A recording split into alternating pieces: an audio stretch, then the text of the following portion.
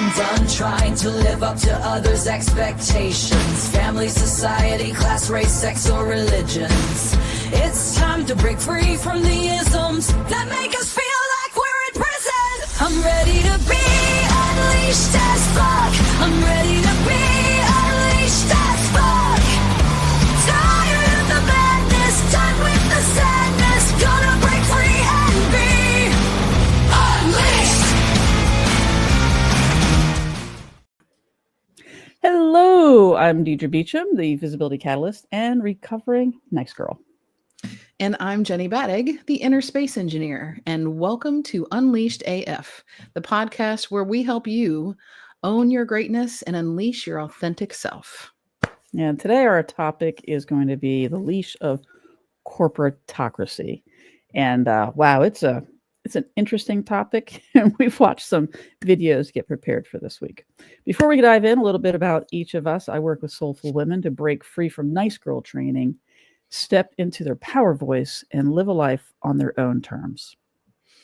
And drawing on my background as a human factors engineer and hypnotherapist, I help rewire your mindset so you can unlock your true potential.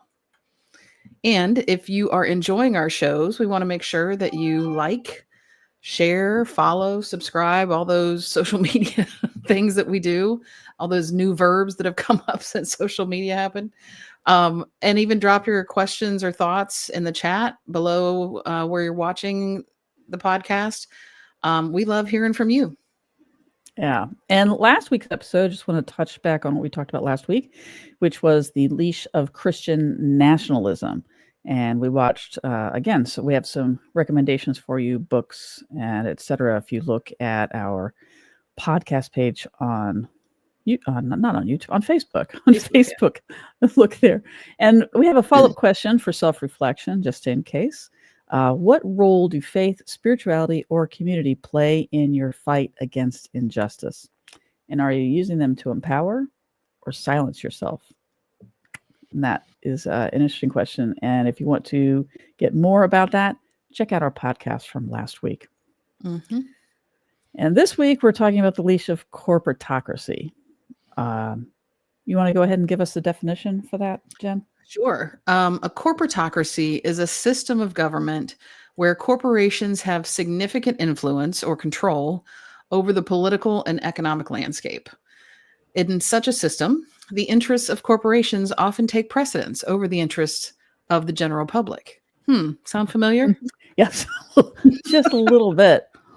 And yeah, and it's really interesting. This has really come to a head over the last couple of weeks. Excuse me. We didn't talk about it last week because we knew we were doing this week, but of course we had the United Healthcare. United Healthcare. Yeah, United Healthcare. Mm-hmm. The CEO that was shot and who died. And well, it's really interesting what's been going on in the news media compared to what's happening in social media. And I thought that might be an interesting way of starting this, because this is very recent and it truly does seem to have had a kind of an awakening to people of corporatocracy, if you will. Mm-hmm. Companies having a lot more control. What are your thoughts, Jenny? Well, I think, to be honest, there's times when I feel like I'm surprised it's taken this long for somebody to get that upset about what the insurance companies have been doing and how they've, it's been profits over patience, I think is what they say, profits over patience for years and years. And I've got several friends that are in the healthcare industry as nurses or like respiratory therapists, different positions throughout healthcare. And it's quite obvious to them, I'm sure most of them, well, certainly all the friends that I know, but most people that get into the healthcare industry are so disenfranchised once they kind of get there and see how you have to jump through the hoops just to get the treatment that you need. And it's just the insurance companies have really gotten out of control with that. And so I'm not surprised that this has happened. I'm just surprised that it took this long to happen, honestly, because Yeah, it's and yeah, absolutely. And people have gone bankrupt, lost their homes, lost. I yep, mean, there's so many things. People have died. Hundreds of thousands, quite possibly millions of people have died because insurance companies denying benefits to people. And I yeah, think on the bullet was what deny, defend, depose yep. was on the bullet. And it's interesting, though. I don't know if you've noticed at all. I don't watch regular news, Yeah, but I don't either. I saw some posts from people that would take snapshots of the news and compared that to what was happening in social media. And so, what's interesting is that in social media, what you're seeing is, for the most part, people coming together and saying, yes, yes, please stop this from happening. Stop the killing of of people that are insured by insurance companies. Hmm. And while this episode isn't about insurance companies, it is about corporate having more control than individuals. And this is certainly the case with insurance companies. Yeah, and there's been a few different places that I've seen a mention that the term pre-existing conditions isn't really a thing that's a international subject. That's in the US because of insurance companies have come up with that term so that they can deny certain things. In other countries, modern first world countries, that's just known as your medical history. Well, I think are we even the only first world country that doesn't actually have healthcare for its Certainly, citizens? yeah, most of them do. I don't think we're the only one that doesn't. I mean, it depends on how you Define like first kind world, of yeah. define first world or whatever, um but yeah, the vast majority of countries that we would consider friends and capable of handling their own business have universal health care. They Yeah. don't have these issues. Yeah, and yeah, that's just crazy. Going back to people's reactions on social media, I'm seeing people coming together. I don't know if are you seeing this as well? People coming together and going, "Wow, yeah, yeah, this is about time this happened. While we don't condone violence, it's about time somebody stood up and said enough is enough." Yeah. And what's interesting, though, is on the news media, which of course is owned by larger corporations and the more powerful people. Hmm. Um, they're coming out in complete condemnation. It's just crazy that people are behind this, and what in the world is wrong? And what is wrong with people? They're demented that they're behind this, that they're happy that this happened. And there's just a fundamental, I think, a fundamental either lack of awareness of what's happening in this country, or you have messaging coming down from above saying this is the message we need out there because we can't have them uniting against us. Hmm. And that's really interesting.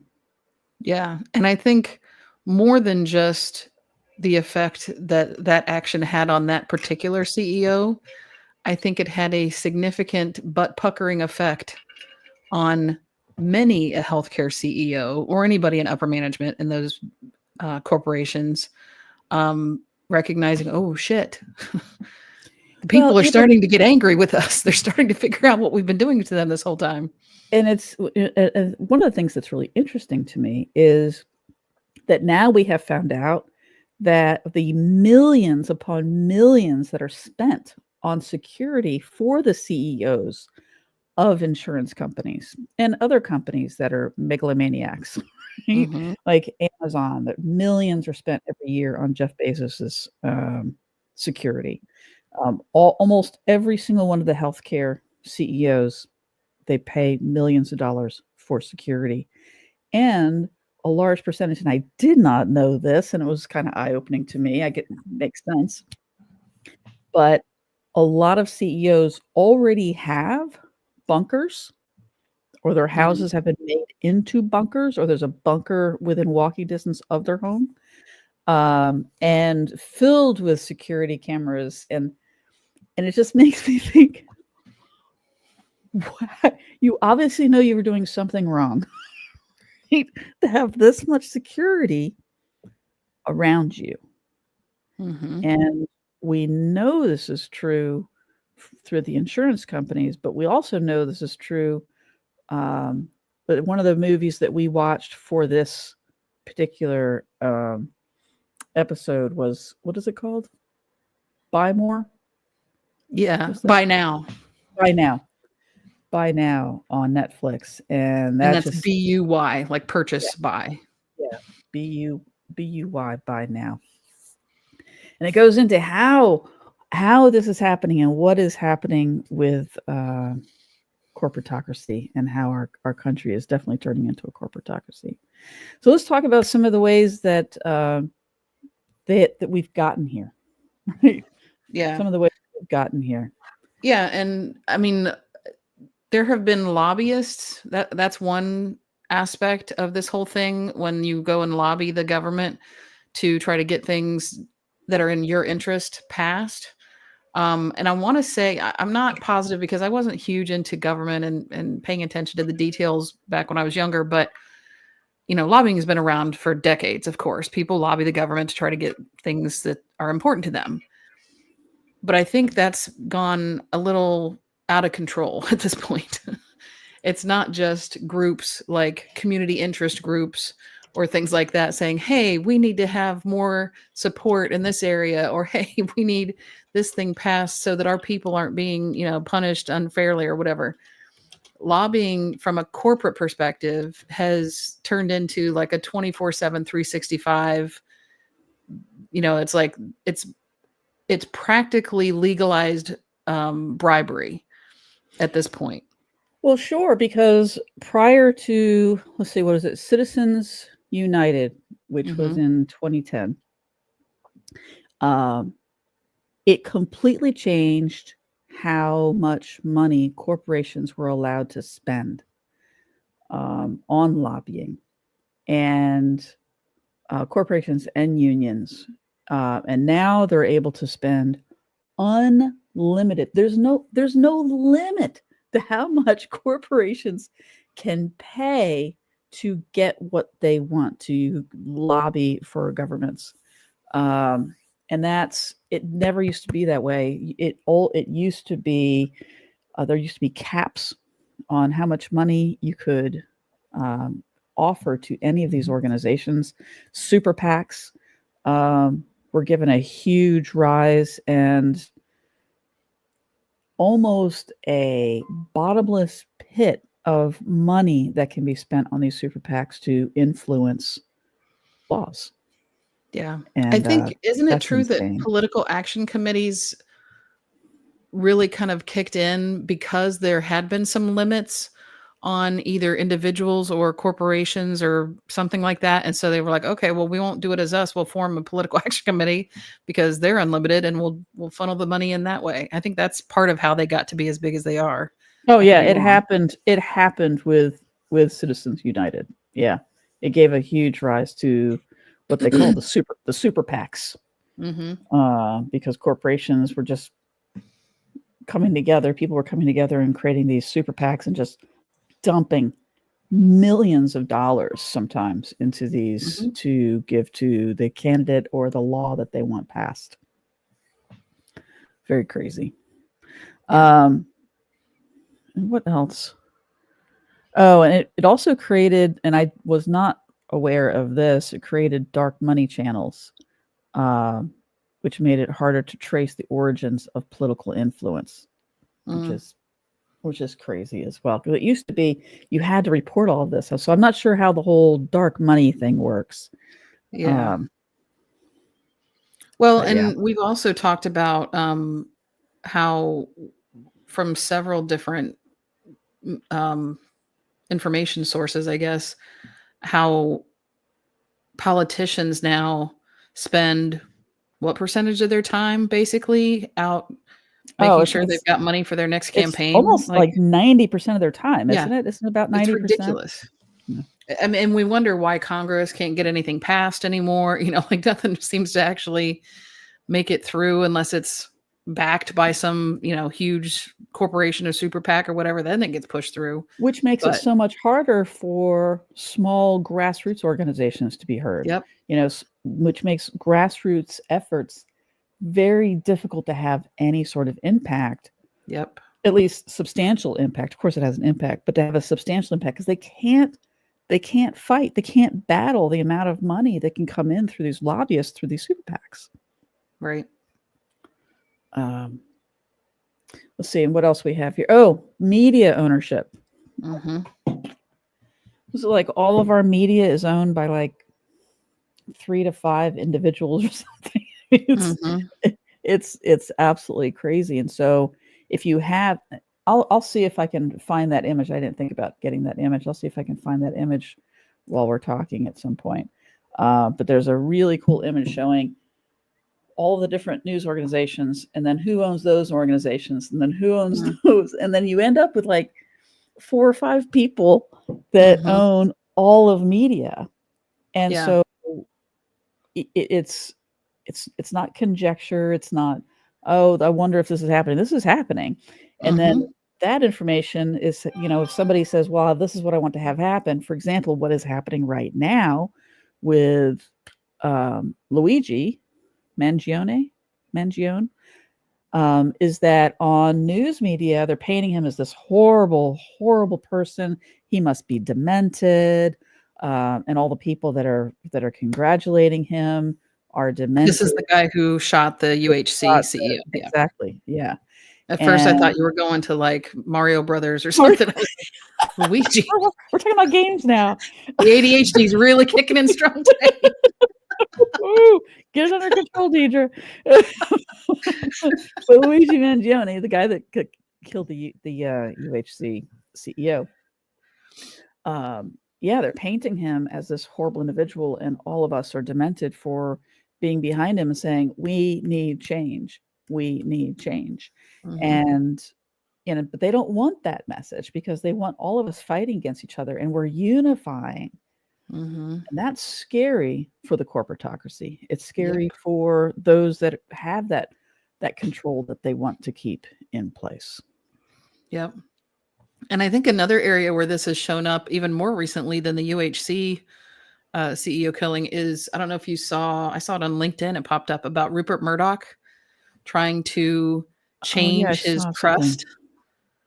I saw something about this, but I didn't get the details. Yeah. So what I understand, I only read a little bit about it. So I guess Rupert Murdoch had created an irrevocable trust where all of his stuff, and he's like 93 now, so he's really wanting to make sure his shit is in order, I think, because time's limited. But it was originally evenly split amongst his, I think, 4 children. And now he wants to change that so that all of it, 100%, goes to one son, because the other 3 kids are a little more left-leaning than he's comfortable with. And so he wants to make sure that his stuff, which includes Fox and something else, I don't know, he owns a bunch of shit, including some media, some significant media outlets. And he wants to make sure that that stays as right-wing as possible. So, so far, the thing that made it big news, I think, was the fact that the judge denied his request. And of course, there's 2 sides of that too. There's some people going, hey, it's his trust. He should be able to do what he wants with it. And other people saying, but it's an irrevocable trust. Therefore, he should not be able to do. He put it into place, and it was not something that was meant to be changed. That's the law. Just because he is who he is doesn't mean he gets to change it. Yeah, but we have seen a lot of places where things are against the law, and those that are extremely wealthy find all sorts of loopholes around it. So, oh, you mean a 2-tier justice system? Is that? Yeah, the 2, maybe even a 3-tier justice system. Yeah. Oh, yeah. But at least 2. Yeah. Yeah. Let's see. So obviously this creates huge inequity, and we're seeing that played out in real time right now. Now, of course, it's been happening over time, but we're hitting some tipping points right now, which is very dangerous. And I think that's one of the reasons why we have Luigi coming out and killing the UHC president, because there is unrest. There's so much inequality, and you push people long enough, eventually they are going to fight back, right? Because there's three ways to go, right? You can just kind of give up and be scared and go and then go into this self-destruction mode, staying in low vibration, low energy, having life just happen to you, right? And then you get more depressed, more scared. it's a vicious little cycle that you go down. The other choice is you can get mad and angry, right? Which is, again, another low vibration, but mad and angry. And if that stays there long enough, right, there's more fear and there's anxiety that all comes into this. And the other choice is to find a way to do some things that are proactive, but also take care of yourself. I originally thought it's so easy to sit there and go, well, I just need to go do something. I need to go do something. Or to say, well, I just need to take care of myself and the world will take care of itself. Okay, neither one of those really work all that well. Because if you're just going out and doing the action and trying to fight, then you lose the part of yourself that needs to be grounded, that you do need to take care of yourself. Those things have to happen at the same time. Right. And it's also, and I didn't see this until somebody one day, I was in somebody's comments and it was about Trump being elected, which, talk about corporatocracy at its finest. That goes into, what's the other word? Hold on. Plutocracy. Yeah, that gets into plutocracy. Or even, which is basically similar to, plutocracy is a similar concept of corporatocracy. It's just wealthy individuals versus corporations. Yeah. So we got a little bit of both going on. Kind of a little bit of both. Probably a whole bunch of the list of different autocracies that we have written down. But hold on. Where was I going?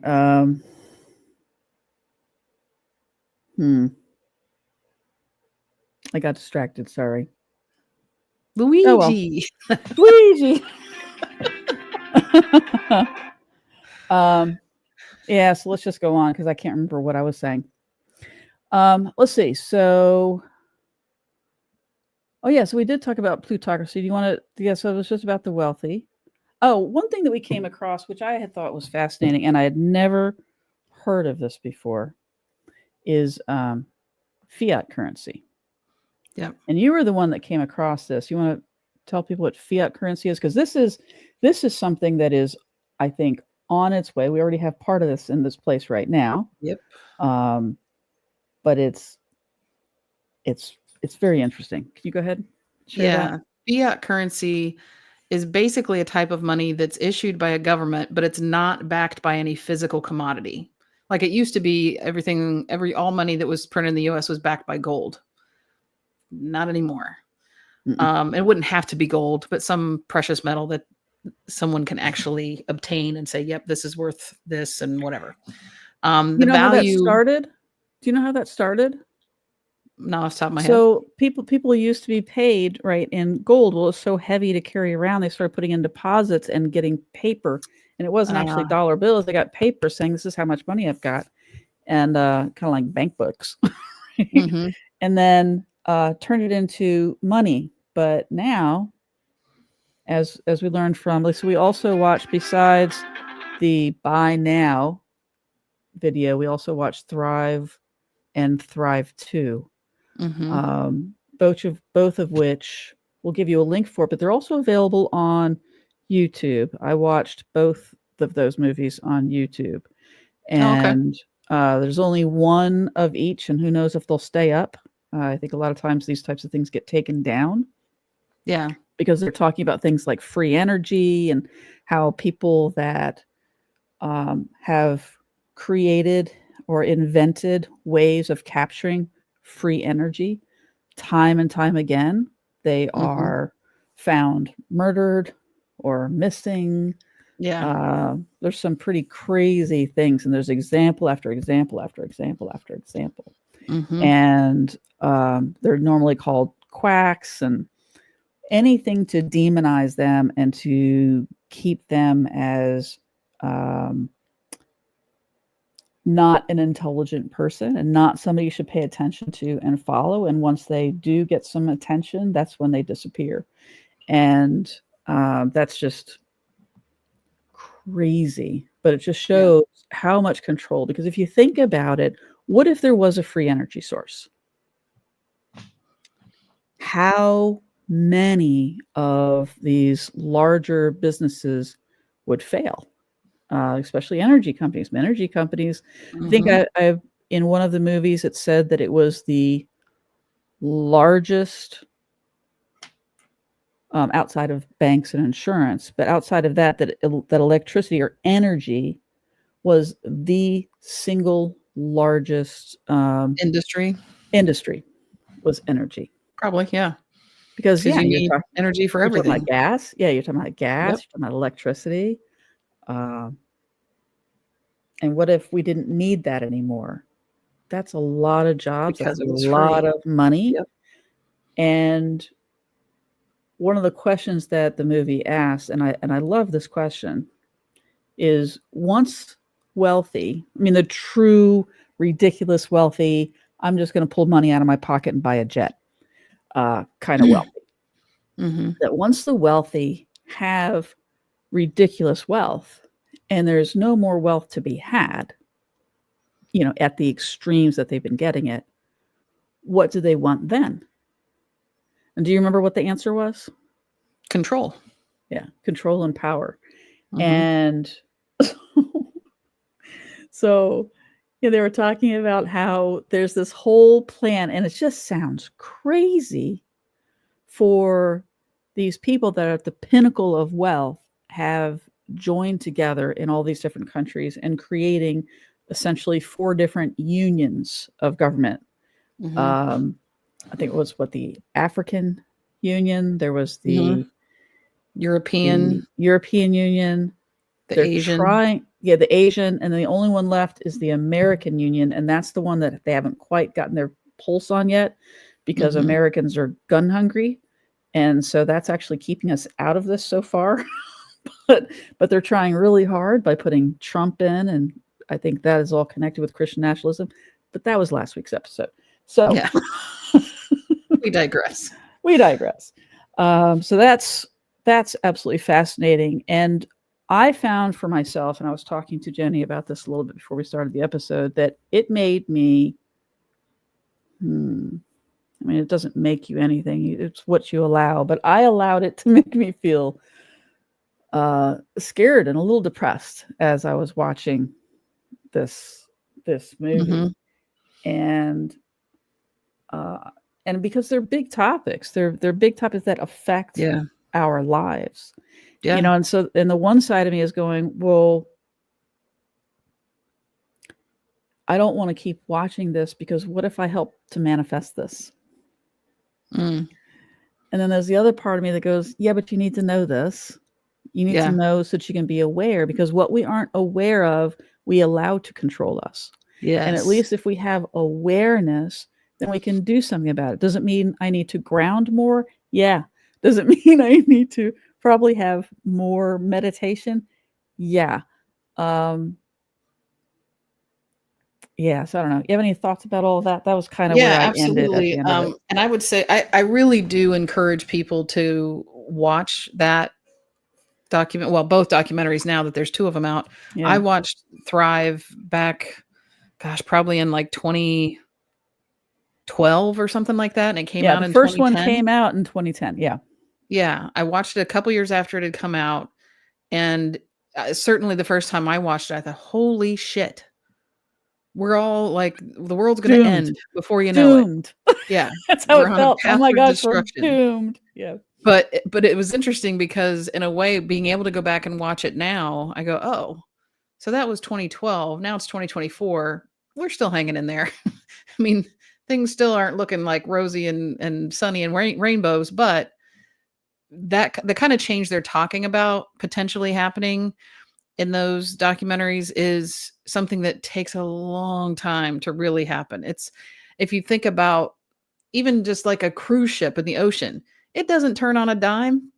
Like there's a momentum of it going a certain way, and it takes a while for that thing to get slowed down enough where it can safely turn and then actually go through the turn. It's the kind of foundational shifts that they are talking about could happen, have to take years and years and decades to happen. But certainly, the more we are aware of it, the more we can have our eyes open to the signs of what is, oh, the boat's starting to turn, what's going on. And that's how we can step up and make a difference and try to keep it from And going I too think far. that's actually happening now. I think that, and I'm glad you brought that up, because I think Thrive 2, because Thrive 1, the first one, which wasn't called Thrive 1, of course, just called Thrive. Mhm. And then it was, what is it? How do What we, on earth will it take? yeah, what on Is the earth will it subtitle. take? And almost the entire thing is very ominous. In my opinion, it was very ominous. Mhm. Thrive 2, to me, was a little different. Mhm. I didn't watch the whole thing, so you'll have to correct me if I'm wrong, because I just kind of skimmed over it. I ran out of time, but I know you watched it. Mhm. And with Thrive 2, it seemed to me, because this one was called This Is What It Takes. Right. And I thought it was more hopeful. I think there have been so many more people that have woken up to our responsibility. There's been a rising of consciousness, going, wow, we need to all Mhm. care about each other. We need to take care of ourselves, and we need to take care of how we want life to be. And we need to be an active part of that. And I think that is starting to come out. Killing people, not exactly what I meant by that, or what I mean by Right. that, Right. but that there are things that we can do, and we need to start taking care of each other. Yeah. So I felt a little bit more hopeful by the message, and understanding that there are changes happening. And I can feel that too.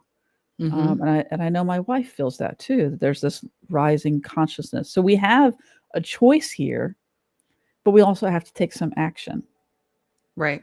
And And I that's the think other nice that's thing important. about those documentaries is that they encourage people to get involved and engaged. And so if you go, I agree. I don't know that when it's on YouTube, I'm not sure it stays up for very long, because they even had to change their website a couple times now because it's been taken down. So right now, freetothrive.com is where you can find the movies for Mhm. sure.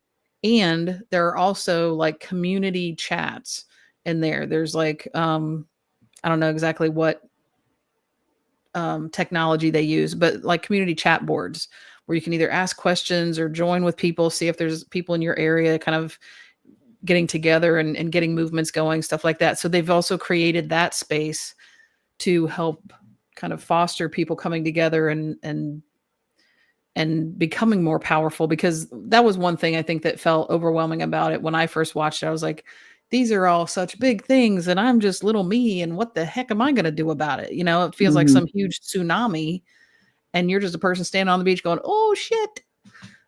So but when you feel like there's a lot more people involved and you can, I don't know, climb on each other's backs or something, somebody's going to survive the tsunami. Did you ever see the movie Ants?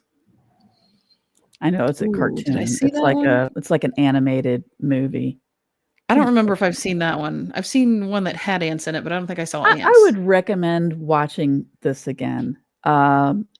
It is like what is happening right now.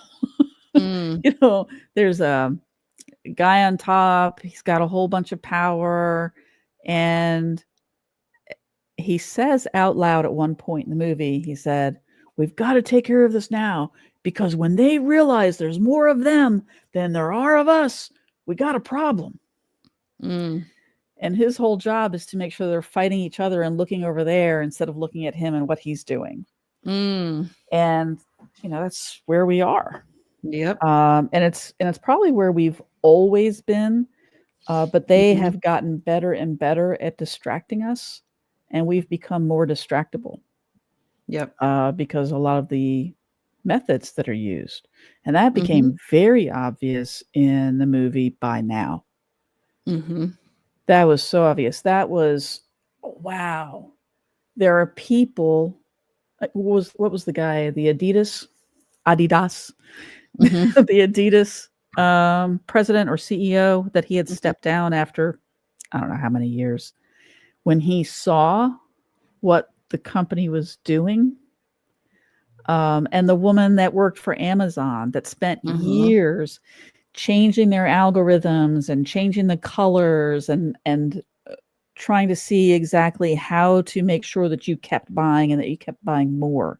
Mm-hmm. And when she realized that most, if not all, of Amazon's proposed desire to save the planet and be more friendly to the environment, when she realized that was all just BS, she was caught in a moral dilemma. And Mm-hmm. fortunately for us, and fortunately for the movie By Now, the documentary, she did step away. She said, I can't be a part of this. I absolutely can't. They know what they're doing to the earth. They know Mm-hmm. what they're doing to people. And I can't be a part of it anymore. Yep. And that's going to take that. It's going to take us individually saying, I've had enough. I can't participate in this destruction anymore. And that was one of the things that I really liked about the documentary. And I think they do this on both of them, give you things that you can do. Mm-hmm. And you want to talk about some of the things we can do that the Buy Now recommended? Well, some of the main things that it pointed out, well, actually, I don't want to forget about this that popped into my mind that's Oh, yeah. somewhat related. Go. An example of how they kind of distract us or we're not really paying attention to all the details. I just saw something on Threads or something when Elizabeth Warren posted about kind of a win that happened within the last week. I can't remember exactly what day it was, Mhm. but I didn't even know this was attempting to happen until I found out that it got denied. And that was Kroger was trying to merge with Albertsons to then become the largest grocer in the country. And it got denied, thankfully. Good. Not that I have anything, personally against either one of those, but that's an example of as these corporations combine and have more and more control of the market share, Mm-hmm. there's less and less competition, and therefore they can drive the prices up, not based on supply and demand, but based Well, on just what because you they gonna want do. to. We got what you need. What you gonna do about it? Yeah. It's just crazy stuff. Yeah. So When that's when something that that's part of why I do.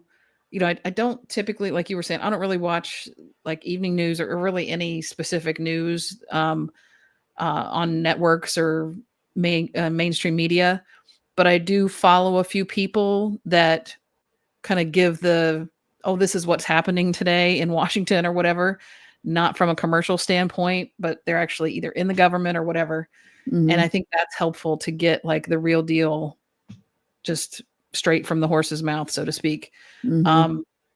So that was interesting. And some of the stuff that they brought up in that Buy Now movie was that corporations that are trying to, well, even before we get into the specifics that they talked Yeah. about, the point of most corporations is obviously to make more money.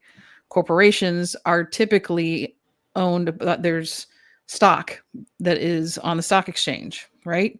And so for people to buy more stock, it's because the stock price is going up. And that means they've been making more profits. And sometimes the goal is even to sell that corporation so that they get more money coming in that way.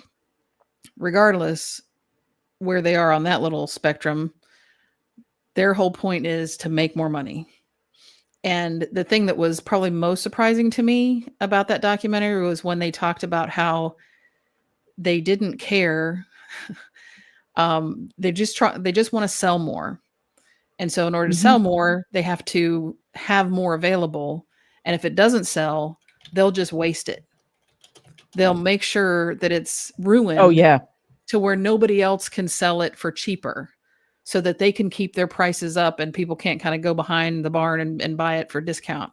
And I thought, I mean, they showed some of these purses are way overpriced to begin with, so I would never buy them. But Louis, I can't remember. Anyway, really, Yves Saint Laurent, yeah, whatever. All these purses that I would never care to have anyway, but they just get slashed so that even somebody that would find them in the trash can't use them. And so all that waste goes somewhere, right? I mean, nobody wants a landfill in their backyard, but it's creating all this excessive waste that we haven't had to deal with in the past. Yeah, and one of the things that I thought was really interesting is they were talking about how they've gotten us here because there's been a message that has come across as trust us. Trust us. Plus there's oversight, right? There's oversight, guys. Trust us. And they do that by saying things like when Amazon came out and said, all of our vehicles will have 0 emissions by 2026 or whatever date that he said. They said another way that they help to trick us is by putting themselves in a beautiful pasture during their commercial for their products, sending a subliminal message that this is healthy for the environment. You're okay. Don't worry about this. I've heard people talk about medicine or food and saying, but we have the FDA, we have all of these organizations that help to protect us. There's inspectors. We're okay. And then we find out, from watching TikTok or some other place where we've been able to get videos, that there are horrible, atrocious things happening at some of these places. Wow. It's just insanity.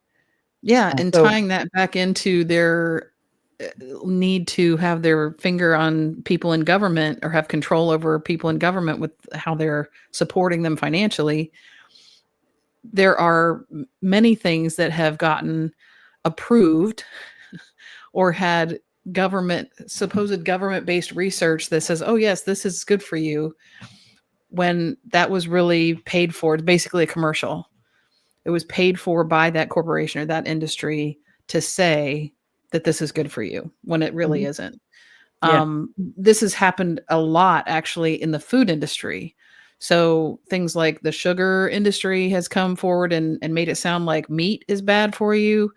The meat industry, the beef industry has come forward trying to make like sugar's bad for you. Like everybody's trying to get their own point across. And that's why, sometimes when people will, even if you quote statistics or quote some kind of study, that's not always enough for me because I know those things can get skewed and bought basically to say whatever whoever sponsored it needs it to say. So yeah, I think one of the things that surprised me, but then when I thought about it, I realized it was true. They were talking about all of the things that are not repairable anymore. Yes. It used to be that there was a really fairly complex network of places you can go and take something to be repaired. The problem is so many things can't be repaired anymore. Can't remember the name of the company of that guy that was interviewed on Buy Now. iFix, thank you. And he said what's happening now is they're actually gluing pieces together to ensure that it can't be opened and repaired, so that when it goes bad, you have to get it replaced. And which is just driving more waste and more money spent. Single-use disposables. It used to be that you could go to a store and get a reusable lighter with butane. Now, I don't think you can do that unless you go to Amazon and get something like that. It's really hard to find. But big lighters are everywhere. Yeah. And I couldn't believe the tablets and phones that were being glued together. I think iPhone was sued over this. Is that correct? They were sued, and so now I don't know if it was about the gluing or just somehow making it unrepairable. Yeah. And yeah, so they got sued about it. And I think that went in the favor of the iFix guy. I think he is now able to fix things again. The other thing that this even goes into is automobiles, right? I mean, the way cars are today, you used to be able to, fix a lot of things mechanically with a car if you knew what you were doing. And Not now anymore. you They've gotten can't too even, complicated. yeah, you got to have some kind of computer thing to even read the Be diagnostics, an let engineer. alone Yeah. figure out how to take it apart. It's a whole different deal. Another thing that really surprised me was the um, Fashion. recycle. The recycle. Oh, Yeah, that. yeah. But the recycle symbol. Like, because Mhm. I thought if it had a recycle symbol, you should be able to recycle it. Mhm. It turns out it's a lie. It's just unbelievable. It's a lie. There's because the way they skirted the issue and made us think that everything's recyclable is that they can use that symbol and then they put a number or a letter, and that means something. And you can go look that up and find out if it's recyclable. And most of the time, it's not. And even things that are truly recyclable, it turns out that very, very little of that actually gets recycled. And they put trackers in trash before to see where it ends up. And most of it ends up in another country in some place where they dump it because they're giving this country money. Mhm. And yeah, the fast fashion was the other thing. You want to talk about that? You brought that one up. Oh, I mean, it was absolutely ridiculous. I don't even know the numbers in my head right now because it was so ridiculous. It was insane. The number of new Hard to styles that they comprehend. create. Like 180,000 new styles a month or something like that. That's new styles, not just pieces of, like wardrobe. Amazing to me. And and that's another thing where it just gets, if it's not bought up in time, it gets destroyed. Right. And that's called fast fashion, right? So the Mhm. idea is that you wear it 2-3 times, it starts falling apart, and you get rid of it. It's cheap, Mhm. disposable. It's like disposable clothing. Yeah. I couldn't believe when I saw this. Yeah. Disposable fashion. Mhm. And the mountains, and I know I'm going to sound like I'm exaggerating, but there are mountains of clothing that are washing up on beaches in other countries. It's Mhm. just unimaginable until you see it. It reminded me of that movie, another animated movie. I have 2 children. They're older now, but I watched these. WALL-E. Did you ever see Mhm. WALL-E? Yep. Wow. This was like Yep. watching, not as bad as WALL-E. We're not there. We're not at WALL-E stage, Right. but it was like that. Mhm. It was just crazy consumerism and destroying the earth, just absolutely destroying the earth. Yeah. Yeah, and kind of related to that was the concept of planned obsolescence, right? Yes. When Yeah, they and that's built kind of something, where it all started, yeah, right? they decided that it was more profitable not to build a good quality item that would last for years, because then you only buy it once, and in order to make a decent amount of money off, you got to charge, through the roof, and who wants that? But to make things more like every 2 years, you need a new one of these. And I remember this from way back, gosh, in the 90s. After college, I was working for a volleyball shop because I played volleyball. And there was a shoe salesman that came in, not like funny shoe salesman kind of thing, but we sold different kinds of volleyball shoes. So he came in. The main volleyball shoes in those days were Adidas, Nike, and did Mizuno have a shoe? I think Mizuno had a shoe and a ball. Yeah, I used to have a But Mizuno. yeah, and I think it was the Adidas guy that told me, Adidas shoes, we had the best shoe. Everybody wore them. They lasted forever, but then we couldn't sell anymore. So they stopped making that shoe, completely scrapped it because why do we want to sell those shoes anymore? People only have to buy them once. Yeah. And they made shoes specifically to only last 1 season, 2 if you're not playing so hard. And I was like, what? I mean, I Yeah. understand it from a business perspective, But from a consumer perspective, screw you. Give me a damn good shoe. You can do it. You have the ability to do it. And you're refusing to do it just so you make more money. And that's happening all over the place now. Everywhere. Yeah. Yeah, everywhere. And it started with, and I thought this was really interesting. It started with light bulbs, right? So I don't know if you know this or not, but in some of your older cities, you have light bulbs that are in the street lamps that are over 100 years old. They figured, wow, this is a problem. I think it was Westinghouse. And maybe I should pull that back because I'm actually not positive it was Westinghouse. But it was one of the early light bulb companies. And they sat around the table and said, this isn't going to work. We have to make light bulbs that aren't as good because we need them to buy more light bulbs. And so now you'll see right on the light bulb, tell you how many hours. It tells you right on there how many hours something is going to last. And that's just crazy when you have 100-year light bulbs in some gaslight districts. Wow. Yeah. Just nuts. So some other examples, how a phone will change your battery charger from one style to the next. So we have to keep buying battery chargers, new wires. I think in a matter of 6 years, we went through 3 different phone changes, and each one of those phone changes required a different attachment in order to charge it. And I think with iPhones, they only provide technical support for the last, was it like 4 generations of iPhone or something? And they come out with a new one every year. So, and I found out a friend of mine the other day has an iPhone 10, and I was like, whoa, like that's been a while in iPhone years. And so I think she was just getting an iPhone 16 this year. I thought that's going to be a huge jump for her.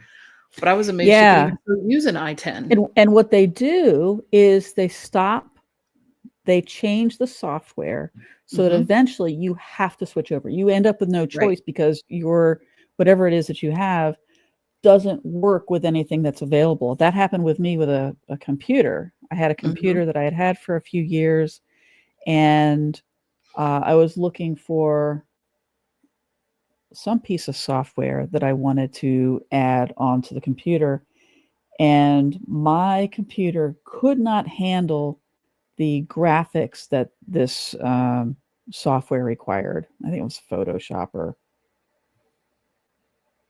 it was one of those. It was a graphics heavy software, and I had to upgrade my computer in order to handle the new software because they changed it in order. It's like there's these conspiracies for lack of it's like, oh, I've got a partnership with batteries. We're going to be partnership here. Let's change all this so we can both make a lot of money. Software and computers doing the same thing. That's how it has felt for me for a long time. But there are things we can do about it. Let's turn this on its head, and let's talk about some things that we can do about all of this news that's coming towards us about corporatocracy. So you want let's see. So one of the things you can do is when you put things in your cart, put it on hold for 24 hours and think about it. One of the things they were talking about is the way we buy is so different. We used to take time. We thought about, considered our purchase, went out to a location, checked it out, felt it. How does it feel? Went to 2 or 3 different stores and see, okay, what's the price here? What's the price there? Yeah. And one of the things this lady was saying from Amazon is that they have made it too easy, too convenient, because you can roll over in your bed at 2:00 in the morning and go, oh, let me go ahead and buy that thing real quick. And then buy it. And it is part of what is keeping the corporatocracy in place, is because we are consumers. We've been taught to be consumers, and we consume way more than is actually necessary. What else you got? Well, buying local is another way to kind of combat the power or control of the corporatocracies, the more, I was actually pretty happy. I was able to go on Etsy and find small businesses to get Christmas gifts for family that we have in Virginia. And I was like, look at me. I didn't go to Yeah. Amazon. I didn't go to Look at Walmart. that. Look at you. All of them are just individual little small businesses across the US, and all of them will hopefully get there in time for Christmas. But yeah, and it felt good to do it that way. Yeah. And it wasn't like I spent hundreds of dollars doing, it wasn't crazy expensive.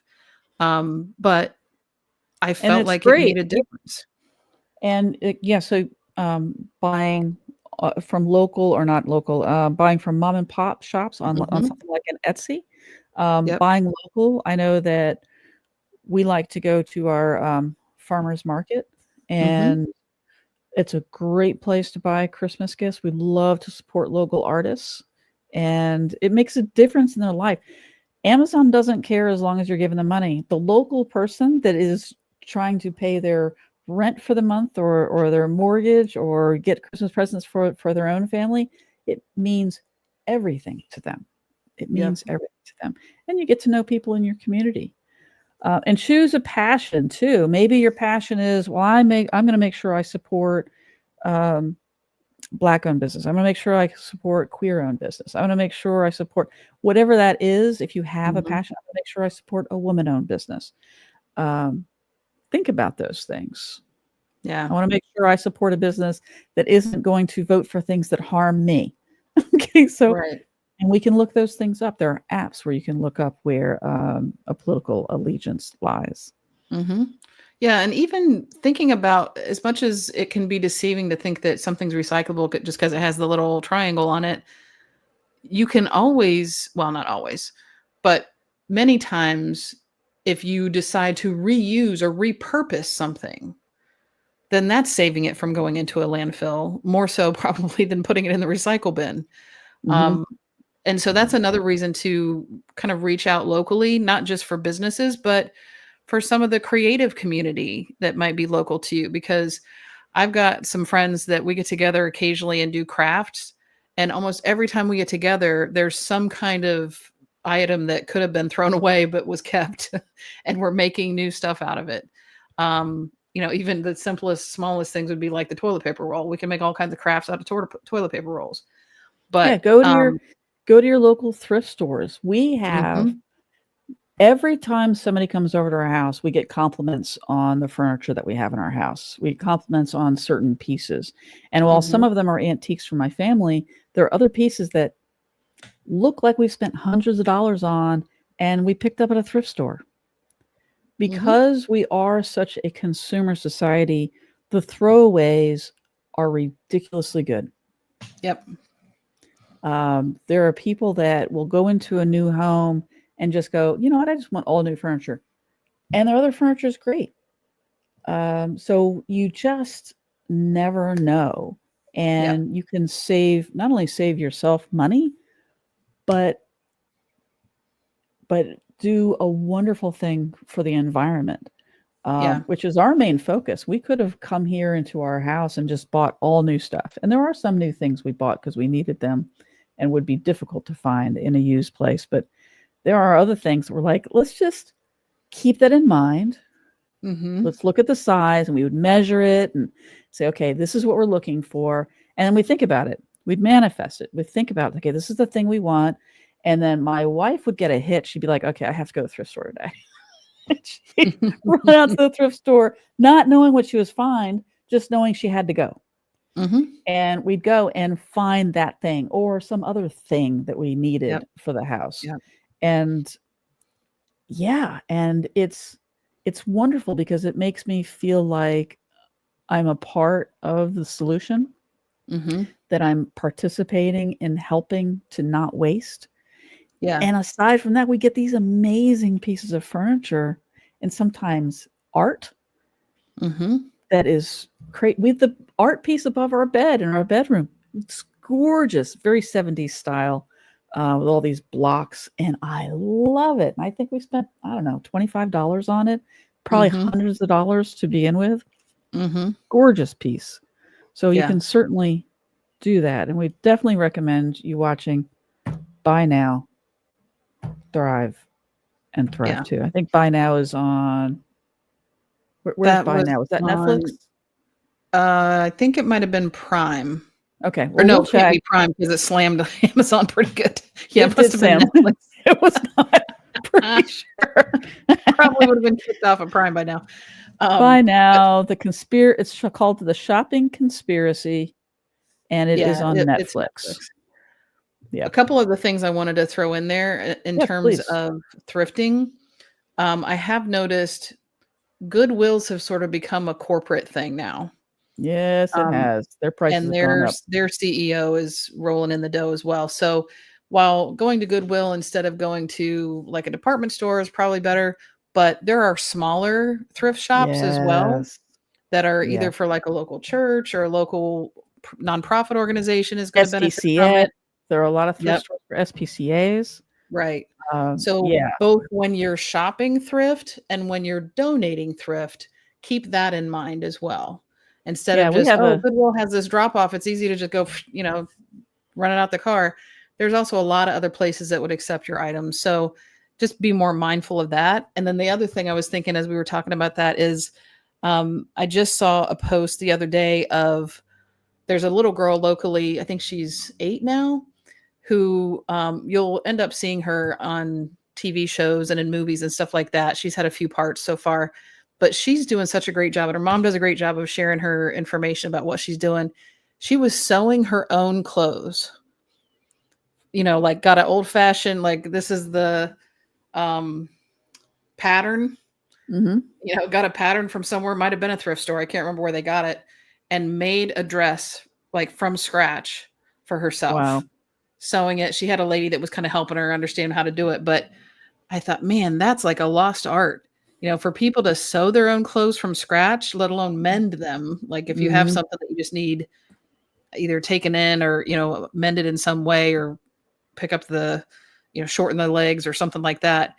Boy, that's something that could save you a lot of money right there, just to use a sewing machine and repair your own stuff or make your own stuff. Can be done. Yeah. So, and a lot of it, depending on how you want to look at it, it could just be a matter of, I'm going to do this because I know I'm trying to break my consumerism, because that's where corporatocracy gets its money. Yep. From us. We're the ones that give them the power because we vote for them with our dollars. Well, we can kind of back off on our vote for them by spending in other places, just being very cognizant and aware of where we're spending our dollars, and how we're taking care of the world or the earth. Right. You have anything else you want to add, Jenny, before we wrap up? I think that covers stuff pretty well. Yeah. And, we could go into we might do a whole episode on what we started talking about today, the healthcare situation, because that's a very specific part of corporatocracy and how it influences the government in our lives, obviously. So we may do a whole episode on like healthcare and how that is a leash. There's so much to be talked about there. So. Yeah. So thank you. Next week's episode, we're going to talk about the leash of classism. There's a lot of places where these leashes kind of overlap, but classism is very specific. So we're going to talk about that next week. And I am looking forward to when we don't have to focus on these as much, and we'll just have some episodes where we're talking about how we can empower ourselves all the time. But I am loving this series because it has been very, very educational for me, as I hope it has been for you. Yeah. Engage. Oh, so if you enjoyed, Jenny knows what I did. So if you enjoyed today's episode, subscribe, follow, and share. If you have a topic question or if you want to be a guest, please go to our website at unleashedafpodcast.com and visit WWJDD. What would Jenny and Deidre do? We would love to hear from you. So until next time, make sure you get Unleashed AF. Take care. See ya. I'm done trying to live up to others' expectations. Family, society, class, race, sex, or religions. It's time to break free from the isms that make us feel like we're in prison. I'm ready to be